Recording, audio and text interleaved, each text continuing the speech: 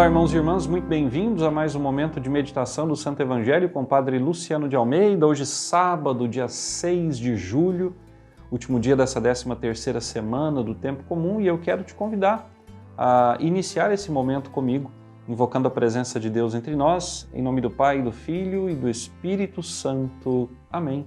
Agora, uma vez na presença de Deus, eu te convido a tomar a palavra que está em Mateus, capítulo 9, versículos de 14 a 17.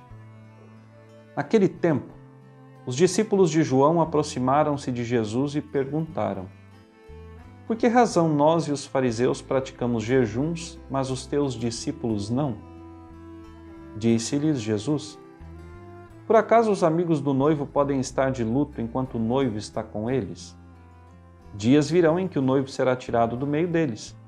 Então sim, eles jejuarão.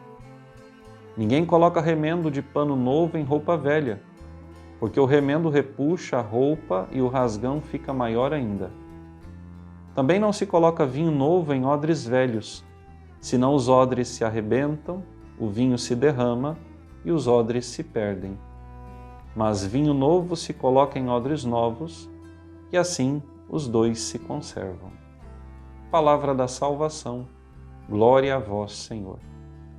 Meus caríssimos, Jesus, diante desse embate, ou melhor, dessa pergunta provocativa que os fariseus e os discípulos de João lhe fizeram, Jesus responde com autoridade, mostrando que não é mais tempo de profecia enviada por Deus a homens como João, como Elias, como Moisés, como Isaías, como Jeremias, como Ezequiel. Não é mais tempo. Por quê? Porque aquele que inspirou os profetas, aquele que deu aos profetas as palavras que os profetas dirigiram ao povo, está no meio deles, e é o próprio Jesus. O próprio Deus que se fez homem no seio da Virgem Maria. Mas estes homens, os interlocutores de Jesus, eles não são capazes de compreender isso. E por quê? Porque a visão, a noção de Messias que eles têm é uma visão muito limitada. Como já dissemos tantas outras vezes, e você já deve ter ouvido isso na sua paróquia ou em outros canais, os judeus esperavam um Messias governante, um militar, que viesse com um exército, que desocupasse Israel de todos os seus invasores e fizesse com que o reino fosse novamente tão próspero quanto era no tempo de Davi, que Israel se tornasse um grande império, materialmente falando, em extensão de terra e em riqueza material. Mas Israel tornou-se um grande império, por mãos e obra do Messias espiritual que o Senhor enviou. Ora, a mensagem de Deus ao povo de Israel e, a partir do povo de Israel, ao seu novo povo, espalhou-se pelos 4 cantos da terra. E uma vez que esse Messias, que não é um líder militar, mas é um líder espiritual, que veio em primeiro lugar para curar a alma do homem e depois, por consequência, o seu físico, que veio para libertar o homem dos seus pecados, para depois trazer a liberdade a todos os cativos da terra, a presença desse Messias no meio de nós é o que garante esta renovação dos céus e da terra que o Senhor veio trazer a nós. Mas uma vez que esse Messias está no meio de nós, não é mais tempo de penitência. Quando o Messias foi tirado de nós, sim, regressam as penitências, regressam o jejum, regressam as abstinências. Mas enquanto eu estou na presença do Senhor, eu não posso fazer jejum, pelo contrário, eu preciso me alegrar, porque eu estou na presença do próprio Deus.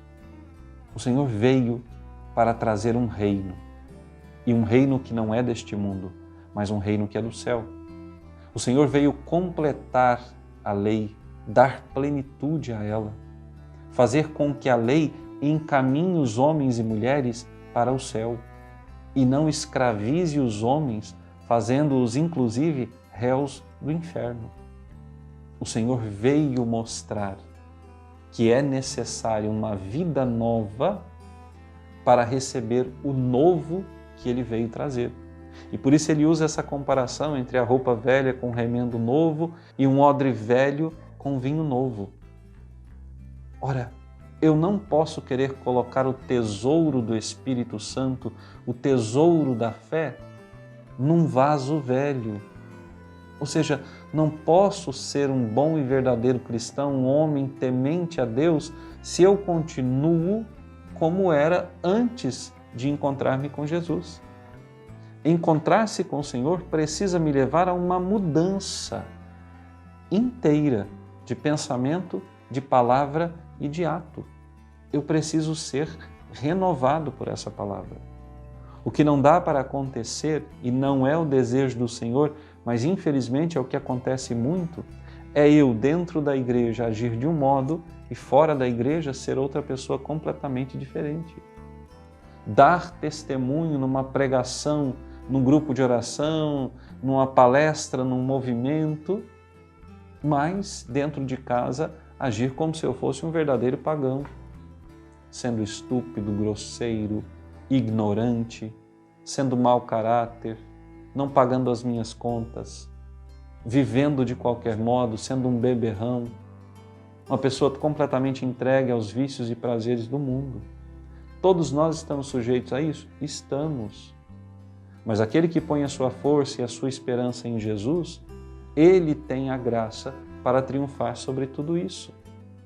Então peçamos a Jesus hoje, que nesse encontro pessoal que nós fazemos com Ele, na Eucaristia, na confissão, na oração, nesse diálogo que nós mantemos com Ele diariamente, a nossa veste seja nova.